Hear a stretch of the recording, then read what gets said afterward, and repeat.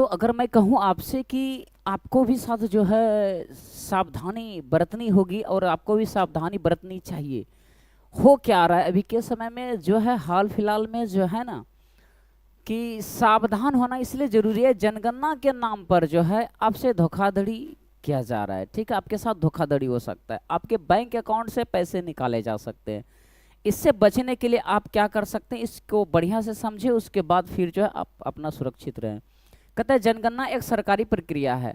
इसमें तो जो है कोई भी अगर यदि सरकारी प्रक्रिया है उसी के द्वारा जो है यह जनगणना कराया जाता है, ना कि सरकार के द्वारा, ना कि जो है यहाँ पर जो है किसी भी व्यक्ति के द्वारा। अगर ऐसा किया जा रहा है तो आपके साथ धोखाधड़ी हो सकता है। ठीक है, तो कोई व्यक्ति आपसे व्यक्तिगत जानकारी या पैसे या ओटीपी नहीं पूछ सकता है। इसलिए जनगणना में एक सरकारी प्रक्रिया है, इसमें ना कोई सवाल ही नहीं उठता कि आपसे जो है ना ओटीपी लिया जाए। ठीक है, इसमें अगर ओटीपी ले रहा है तो समझ लेना आपके साथ धोखाधड़ी हो रहा है, आपके साथ गद्दारी हो रहा है। यहाँ पर धोखाधड़ी करने वाले ऐसे फंसाते हैं। सबसे पहले वो आपको क्या करेंगे, तो जनगणना अधिकारी बोल रहा हूँ, वो बोलेंगे कि मैं आपसे जो है जनगणना अधिकारी बोल रहा हूँ। सो जो है आप इस प्रकार से हो सकता है झूठे कॉल और संदेश कॉल या एसएमएस के द्वारा भी हो सकता है। आपको व्हाट्सएप कॉल आ जाए या सोशल मीडिया पर संपर्क करके खुद को जनगणना अधिकारी बताते हैं कि मैं जो है जनगणना अधिकारी से हूँ, आप मुझे जो है ओटीपी बताइए। ओटीपी और निजी जानकारी मांगना, आपको ओटीपी आधार नंबर, बैंक विवरण या पासवर्ड या अन्य निजी जानकारी मांगते हैं। ये अगर यदि आप देते हैं तो आपके सीधे अकाउंट से, सीधे खाते से पैसे उड़ा लिए जाएंगे, कट जाएंगे। ठीक है, फर्जी लिंक भेजना, वह इस हिसाब से वो लिंक भी भेजता है कि आप जो है ना, अगर यदि किसी साइबर मतलब के जैसे मान लिया क्राइम अगर चल रहा है तो मान लीजिए आप किसी पुलिस आसपास हेल्पलाइन नंबर में जाकर के हेल्प लेंगे तो आपको हेल्प नहीं मिलेगा। इसलिए नहीं मिलेगा क्योंकि वह भी जो है फर्जी लिंक बनाया हुआ है, वह जो है वहाँ पर उस तक पहुँच ही नहीं पाएगा, पुलिस भी वहाँ तक नहीं पहुँच पाती है। इसलिए पहले आप ही सजग रहिए, क्योंकि वह भी आपको मदद नहीं कर सकते इस मामले में। कहता है फॉर्म भरने या लाभ दिलाने के नाम पर फर्जी लिंक भेजकर ठगी करते हैं। आपको जो है बोलेगा जनगणना में आप फॉर्म भरिए, आपके लिए ये लाभ आया है, और आप उसको जो है क्या किए, मतलब कि जल्दबाजी में जो है आपने उसको जो है थोड़ा सा लोभ के चक्कर में आपने क्या कर दिया, उस फॉर्म को फिलअप कर दिया। तो फिर फिलअप करेगा तो ओटीपी मांगेगा, और ओटीपी मांगे आप जैसे दीजिएगा आपका अकाउंट से ये धन जो जमा राशि है वो गायब हो जाएंगे, यूं गायब हो जाएंगे। पैसे की मांग करना या जनगणना में नाम जोड़ने, सुधारने या लाभ दिलाने के नाम पर पैसे मांगते हैं। कहता है आपका जनगणना से नाम हट गया, मैं उसको जोड़ दूंगा। ठीक है, हो सकता है कि जनगणना में जो है सुधार या गलती हो गया, कुछ गड़बड़ी हो गया, मैं आपको सुधार दूंगा, कुछ पैसा चाहिए। ठीक है, दिलाने के नाम पर पैसे मांगते हैं, और ये तो ठगी हो गया ही। इसके साथ साथ आप ओटीपी जैसे दीजिएगा आपके बैंक अकाउंट खाली हो जाएंगे, ये भी हो सकता है आपके साथ। तो क्या करिए, क्या करना चाहिए इस स्थिति में। ठीक है, कहता है आप क्या करें, जनगणना के लिए कोई भी अधिकारी का आपसे पैसे नहीं मांगता है।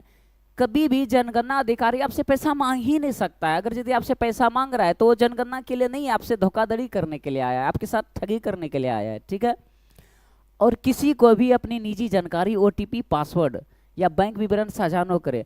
कहता है कहीं भी अपना निजी जानकारी जो है नहीं बताना चाहिए। आधार कार्ड किसी को नहीं देना चाहिए। अगर आधार कार्ड दे रहे हैं, फोटो दे रहे हैं, या फिर जो है अपना मोबाइल नंबर दे रहे हैं, तो वो आपके साथ जो धोखाधड़ी हो सकता है। ओटीपी, पासवर्ड या बैंक विवरण साझा न करें। आप बैंक का भी अपना डिटेल्स किसी को मत दीजिए। बैंक जो है ना, वो जो मिलता है अकाउंट नंबर, उसको भी जो आईएफएससी कोड जो, वो सारा चीज़ को सिक्योर करके रखिए अपने पास, किसी को देने की ज़रूरत नहीं है।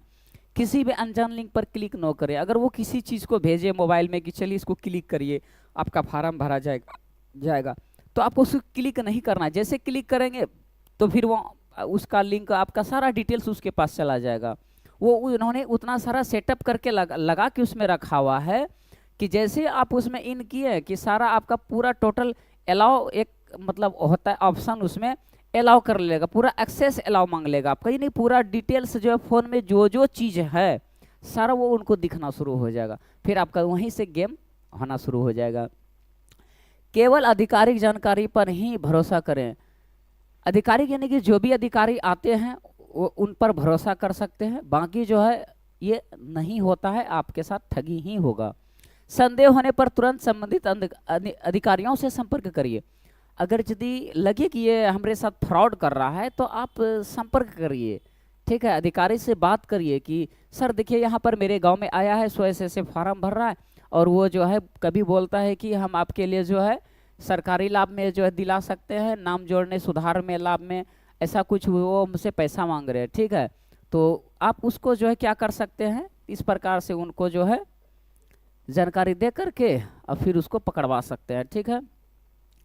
यदि आपको कोई संदिग्ध कॉल या मैसेज या धोखाधड़ी का प्रयास हो तो तुरंत शिकायत करें। इसका अगर यदि आप तुरंत शिकायत करते हैं ना, तो इससे क्या होगा कि आप जो है इन चीज़ों से बच सकते हैं और आसपास पड़ोस को भी बचा सकते हैं। राष्ट्रीय साइबर अपराध हेल्पलाइन नंबर है 1930। वेबसाइट है www.cybercrime.government.in। ईमेल भी है हेल्पलाइन नंबर @cybercrime.government.in, ठीक है।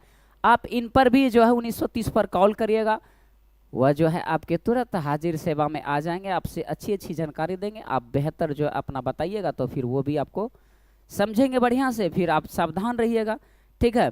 कहता है सही जानकारी दें, देश के विकास में सहयोग करें, सजग रहें, सुरक्षित रहें और सावधान। जनगणना के नाम पर धोखाधड़ी से बचिए, ठीक है। यहीं तक था आपके लिए, बस इन सब चीज़ों को शेयर करिए ताकि आगे आपका कोई आदमी ठगा ना जाए, क्योंकि बहुत सारे ऐसे लोग हैं जो कि आज ठगे जा रहे हैं।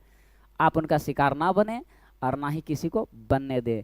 देश की तरक्की तभी होगी जब आप सुरक्षित होंगे और समाज को सुरक्षित करेंगे। तब तक के लिए जय हिंद, जय भारत। मिलते हैं नेक्स्ट टॉपिक के साथ। थैंक यू, धन्यवाद।